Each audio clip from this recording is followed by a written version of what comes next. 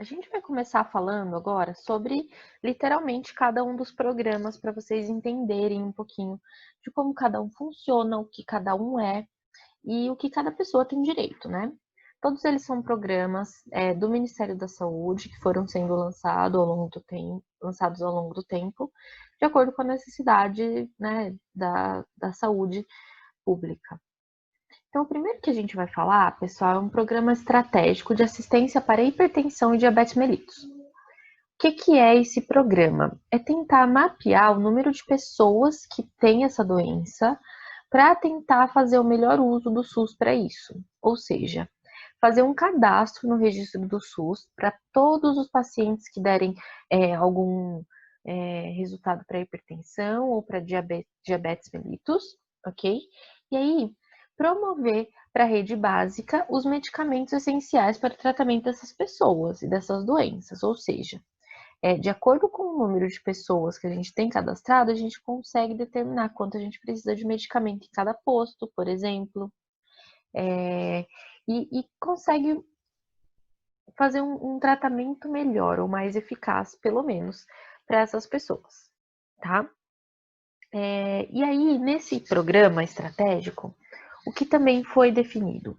Alguns dos medicamentos principais e os medicamentos que são dispensados nos postos e nos hospitais não pode faltar, né? Gente, esses medicamentos não podem faltar. Vocês, assim, é ideal saber isso aqui, tá? Precisa saber o nome dessas medicações. Elas são importantes. Se vocês trabalharem em alguma drogaria, no balcão, 50% talvez das pessoas vão vir pedindo ou comprando essa medicação. Não vou dizer 50%, depende muito da drogaria onde você vai trabalhar. Esse caso você for trabalhar em drogaria, mas muitas delas vão ter uma demanda muito grande desses produtos, que são a hidroclorotiazida de 25 miligramas, propranolol de 40 miligramas, o captopril de 25 miligramas. Esses três primeiros que eu falei agora são para o tratamento de hipertensão. E os outros, metformina de 500 miligramas, glibenclamida de 5 miligramas e insulina humana. Esses três últimos que eu falei são para o tratamento de diabetes mellitus. Todos esses produtos, eles são fornecidos pelo Estado para os postos, né, a rede do SUS, que é governamental, então eles recebem essa medicação pelo governo, claro. E, inclusive, a gente vai ver mais para frente que tem um outro programa que também engloba todos esses aqui que eu mostrei para vocês. O próximo programa que a gente vai falar é o Programa Nacional para DSTs e AIDS. Pessoal, esse programa é sensacional porque o Brasil foi um dos primeiros países em desenvolvimento a adotar a prática de distribuir esses medicamentos de forma gratuita. Ou seja, nem todos os países, a pessoa que contrai o vírus HIV consegue ter as medicações e acesso a elas gratuitamente. Elas são caríssimas. Primeiro que são raras, né? Não são facilmente encontradas. E segundo que são caríssimas. Ou seja, é um tratamento assim super eficaz aqui de antirretrovirais aqui no Brasil. Antirretrovirais são os medicamentos contra vírus, né? E desde 1986, com a Lei 9.113, de 13 de novembro, o paciente com HIV tem garantia a receber a medicação pelo SUS. Okay? Então, ele não paga nada por toda a medicação que ele vai tomar. São bastantes medicações, pessoal, são medicações caras. Então, se não fosse isso, a gente com certeza teria um problema muito maior de HIV no país. E olhem só alguns números que são interessantes, né? Através desse programa, entre 1995 e 2000, a gente conseguiu diminuir 50% a taxa de óbitos por HIV. Conseguimos diminuir também 80% das internações por conta de doenças oportunistas. E economia de 1,1 bilhão de dólares, ok? Economizados em recursos, ou seja, por conta da diminuição das pessoas morrendo, das pessoas sendo internadas, a gente conseguiu fazer uma economia gigantesca em medicamento, em leito, em hospital, enfim. Outro programa excelente é o programa de medicamentos excepcionais. A gente costuma chamar de medicamentos de alto custo, tá? São medicamentos de exceção, assim, não são comuns, mas têm um custo muito elevado, até porque não são comuns. E aí o que acontece? O SUS, ele tem trabalhado para garantir o acesso a essa medicação de alto custo às pessoas que necessitam. Por que esse medicamento é de alto custo? Muitas vezes é uma única ampola, um único comprimido que custa muito, porque o uso não é tão difundido, ou porque não tem tanta produção, ou porque a matéria-prima é um pouco escassa, ou por conta da doença ou do uso do medicamento ser crônico, ter que ser usado constantemente, de uso contínuo, acaba se tornando muito caro. Então, assim, o medicamento pode não ser um absurdo de caro, mas pela quantidade de vezes que você vai precisar comprar, acaba se tornando muito caro.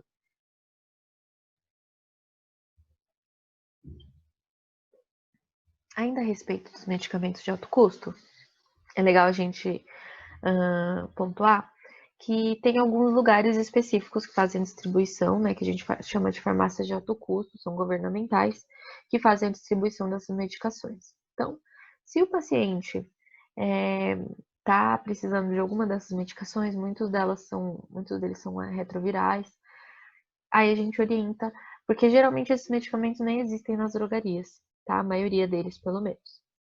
Eu coloquei também nas referências aqui desse slide para vocês um site que vocês conseguem consultar lá qual que é a lista de medicamentos de alto custo.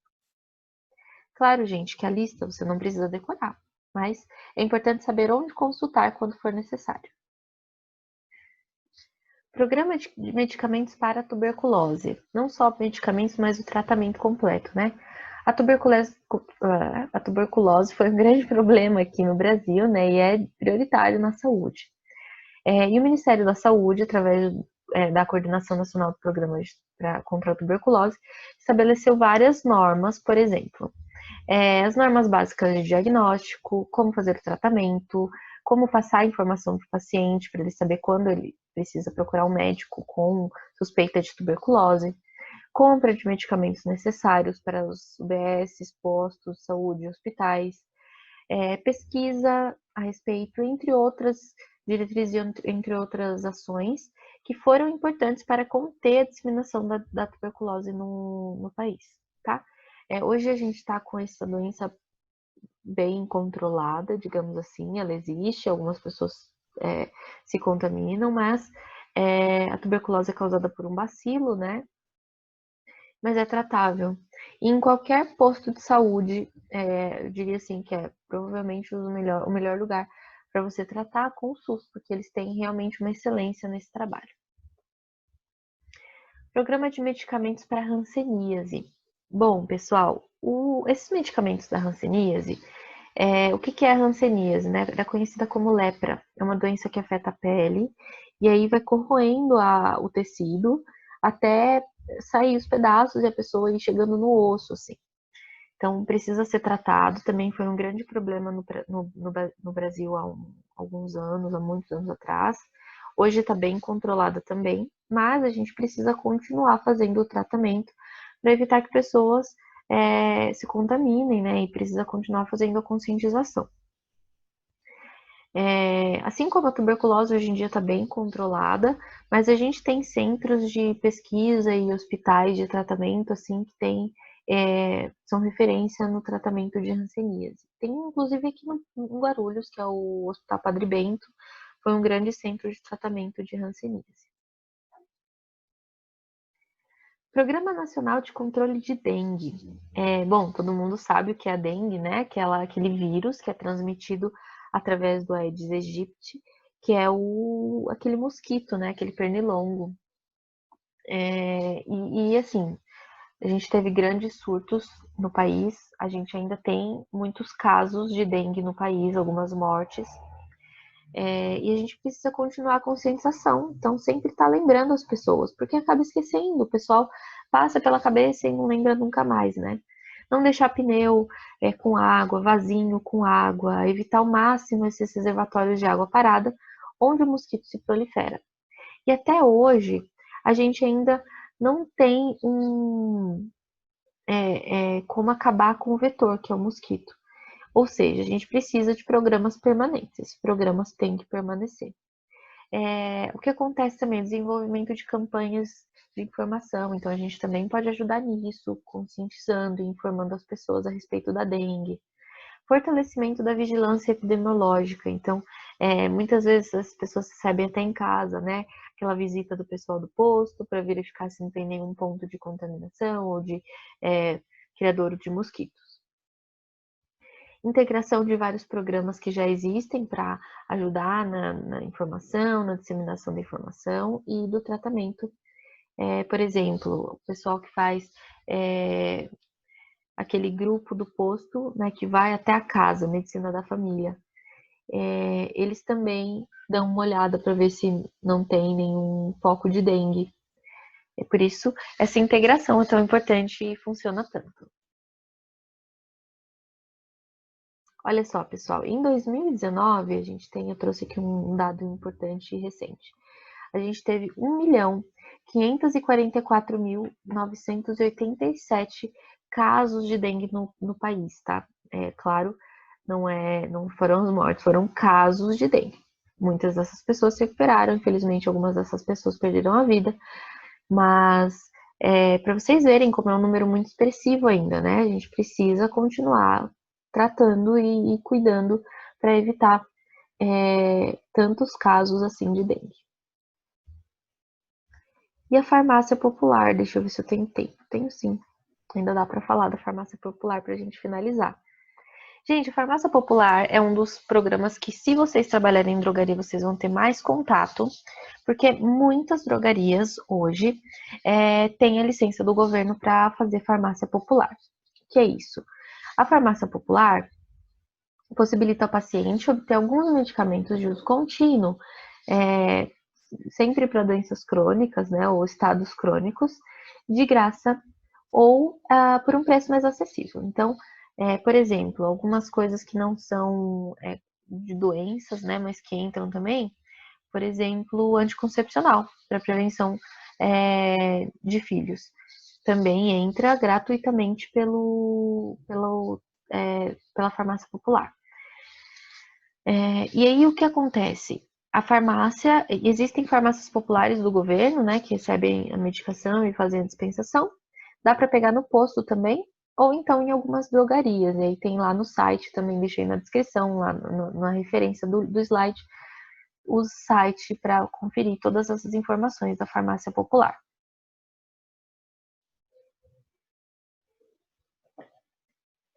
O que é muito legal observar, que através desse programa, a adesão do paciente ao tratamento é muito maior.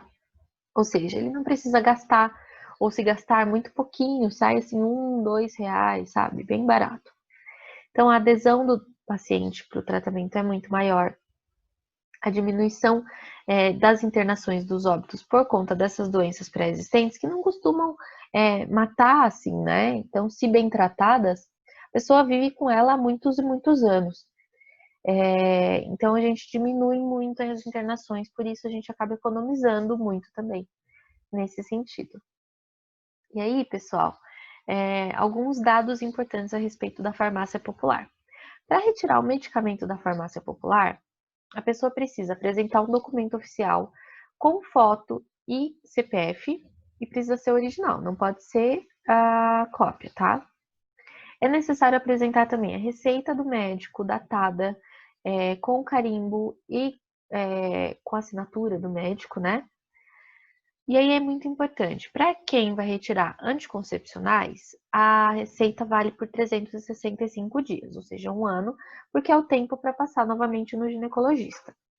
Para os outros itens, né, somente anticoncepcional 365 dias, outros itens 180 dias de validade. E apenas o paciente pode retirar essa medicação.